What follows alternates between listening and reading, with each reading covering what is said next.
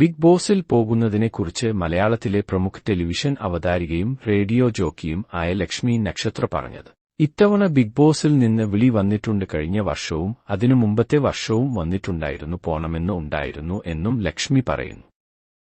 പക്ഷേ ഒരു ദിവസം ഇങ്ങനെ ആലോചിച്ചപ്പോൾ ഒരു ടെൻഷൻ പോലെ മനസ്സിൽ തോന്നി. ബിഗ് ബോസിൽ മുൻപ് പോയിട്ടുള്ള മറ്റ് സെലിബ്രിറ്റി താരങ്ങൾ ഷോയിൽ പോയിട്ട് വരുമ്പോൾ ഉണ്ടാവുന്ന വെറുപ്പ്, അവരെ അതിനു മുമ്പ് സ്നേഹിച്ചിരുന്നവർ, ഇഷ്ടപ്പെടുന്നവർ പോലും ഭയങ്കര വെറുപ്പൊക്കെയാവും.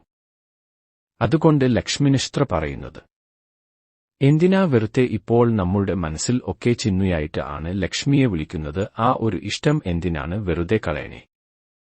ഞാനായിട്ട് ഇങ്ങനെയൊക്കെ നമ്മൾ നമ്മുടെ യൂട്യൂബിൽ കൂടെയൊക്കെ പോകാം. സോ ഇത്തവണയും ലക്ഷ്മി ബിഗ് ബോസിൽ പോണില്ല.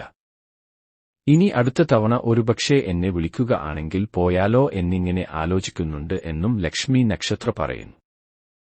പുതിയ വിശേഷങ്ങളുമായി അടുത്ത വീഡിയോയിൽ കാണാം.